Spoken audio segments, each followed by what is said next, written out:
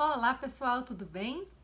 Hoje retomamos as nossas aulas de litisconsórcio, na verdade é a nossa terceira e última aula de litisconsórcio, vamos fechar esse tema hoje e amanhã, ainda pensando nas partes e nos sujeitos do processo, falaremos da figura dos terceiros. O que nós já vimos quanto ao litisconsórcio? Vimos que se trata das hipóteses de pluralidade de partes, seja partes no polo passivo ou ativo da demanda, eu posso ter vários autores, eu posso ter vários réus. Vimos que o litisconsórcio pode ser facultativo ou necessário, simples ou unitário, inicial ou ulterior e, claro, ativo ou passivo, ou mesmo misto. Podemos ter aí litisconsórcio tanto no polo ativo quanto no polo passivo em um mesmo processo. Vimos mais especificamente na última aula o regime do litisconsórcio facultativo e aquelas três hipóteses de cabimento do litisconsórcio facultativo, ou seja, aquele que não é obrigatório, podem litigar em conjunto, não devem, podem litigar em conjunto naquelas hipóteses expressas no código que vimos também na semana passada. Terminamos a aula da semana passada, inclusive, com alguns casos, alguns exercícios, em que nós tentamos enquadrar cada uma daquelas situações nas hipóteses de litisconsórcio facultativo. Primeiro, se trata ou não de litisconsórcio facultativo, pode haver formação de litisconsórcio? Sim. Havendo, será ele enquadrável em quais das hipóteses, ou em qual das hipóteses, das três hipóteses? E, por fim, se esse litisconsórcio seria unitário ou simples. Lembrando que, se tratando de litisconsórcio facultativo, em regra, nós teremos litisconsórcio simples, mas poderemos também ter a hipótese de litisconsórcio facultativo unitário, ou seja, com uma mesma decisão proferida para todos os litisconsortes. Que exemplos que demos lá, pessoal? Só para relembrarmos. Um caso de litisconsórcio facultativo, por exemplo, um determinado contrato que tenha sido celebrado e no qual haja um credor e dois devedores, este credor pode ou não formar o litisconsórcio entre os devedores no polo passivo. Ele pode acionar um só devedor ou ele pode acionar os dois. Caso ele acione os dois, essa decisão possivelmente será a mesma para ambos, salvo se houver alguma exceção pessoal, e aí nós poderemos ter uma hipótese de decisão diversa para ambos. Nesse caso, nós estamos diante de um litisconsórcio facultativo simples, unitário. Porém, na situação, por exemplo, de várias vítimas de um mesmo acidente, ou o caso das pílulas de farinha, em que várias mulheres consumiram o medicamento sem o componente que inibia a gravidez, nós também temos um litisconsórcio facultativo, porque todas essas pessoas podem ou não litigar em conjunto, e a decisão não necessariamente será a mesma para todas. Pode-se demonstrar que uma tomou o medicamento, a outra não. Para uma o dano foi maior, para outra foi menor. Enfim, nós podemos ter aí decisões diversas para todas elas. Hoje, nós continuamos no litisconsórcio e analisaremos a figura do litisconsórcio necessário, não mais o facultativo, ou seja, aquele que agora sim é obrigatório. É obrigatório que determinadas pessoas venham em conjunto litigar em um processo. O litisconsórcio vai ser necessário quando a lei expressamente prever esta hipótese. Então, a lei, em alguns casos, pode dizer que necessariamente determinados sujeitos terão que figurar no polo passivo de uma demanda, como é o caso, por exemplo, da uso capião. Na uso capião, a lei impõe que, além do proprietário do imóvel a ser usucapido, nós também temos que trazer todos os confrontantes, todos os vizinhos, aqueles que têm terrenos confrontantes com aquele terreno que será usucapido. Por quê? Porque pode ser que a pretensão acabe os atingindo, acabe havendo aí uma necessidade de delimitação do espaço do terreno e etc. Então, a lei impõe que todos os confrontantes venham para o processo. É um exemplo, então, de litisconsórcio necessário por expressa disposição legal. Mas o litisconsórcio também pode ser necessário em razão da relação jurídica de direito material. Nas situações em que essa relação for inscindível, não há possibilidade de se separar, de se cindir aquela relação jurídica. Nessas situações, nós teremos também um litisconsórcio necessário, porque nesse caso, a decisão terá que produzir o mesmo efeito para todas aquelas partes da relação jurídica. Vejam que nessa situação, então, eu tenho uma única relação jurídica com vários sujeitos afetos. Aqui interessa essa relação jurídica de direito material. Por exemplo, quando o Ministério Público propõe uma ação de anulação de casamento, necessariamente nós temos uma relação jurídica, o casamento, com dois cônjuges, dois sujeitos em uma relação jurídica. Este caso é um caso de litisconsórcio necessário. É preciso trazer todos eles para o processo, é preciso trazer os dois cônjuges para o polo passivo. Por que isso? Porque a decisão que determinar a nulidade deste casamento vai alcançar ambos. Não tem como ela produzir efeitos para um cônjuge e para o outro não. Então vejam que o litisconsórcio necessário está atrelado ao resultado daquela relação jurídica para aquelas pessoas.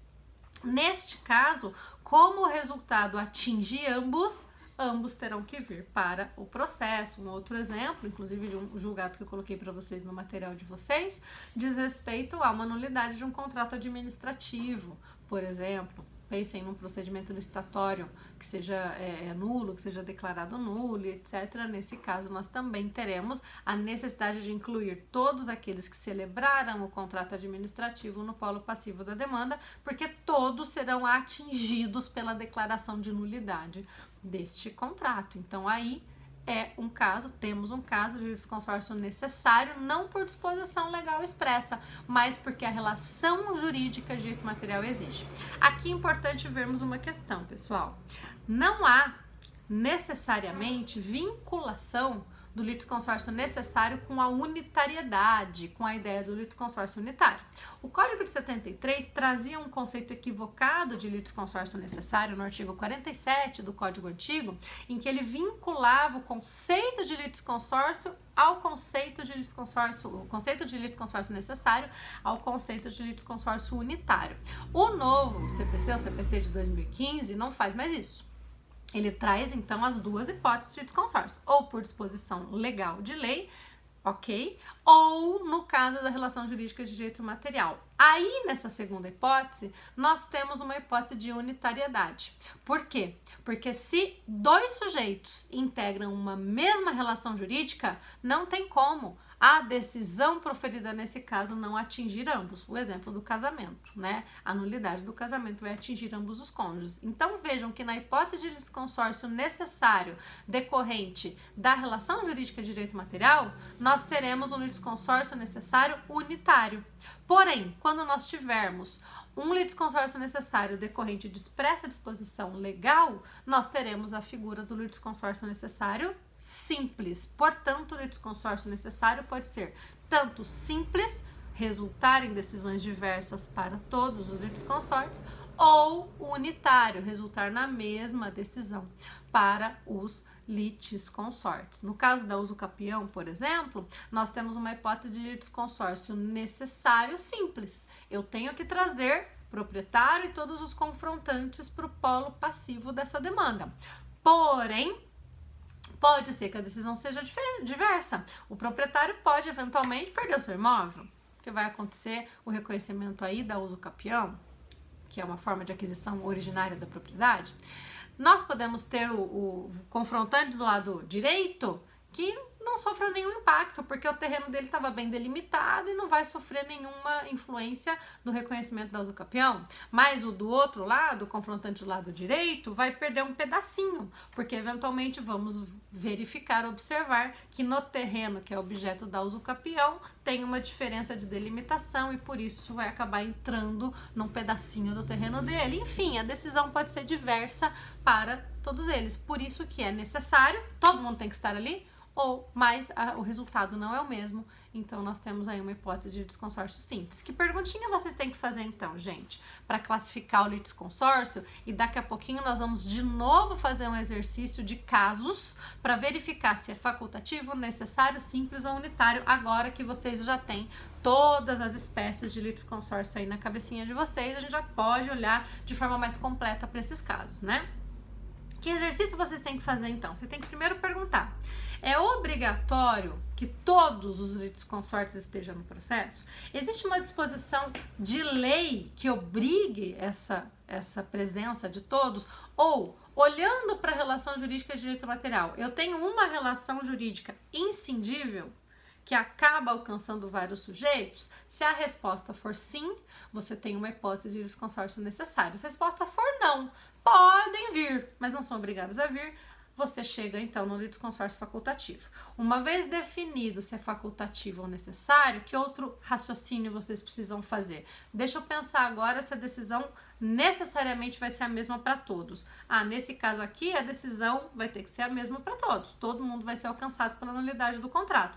Então esse litisconsórcio é unitário. Não, aqui as decisões podem ser diversas para cada um desses litisconsortes. Então, nesse caso, nós estaremos diante de um litisconsórcio simples. O raciocínio é esse, pessoal, ok? E depois, daqui a pouquinho, juntos, né, nós faremos aí esse raciocínio para cada um dos casos que eu vou trazer para vocês pensarem, ok? Uma ressalva importante ainda com relação à hipótese de litisconsórcio necessário. Em regra, nós não conseguiremos vislumbrar a hipótese do litisconsórcio necessário ativo no processo. Por quê?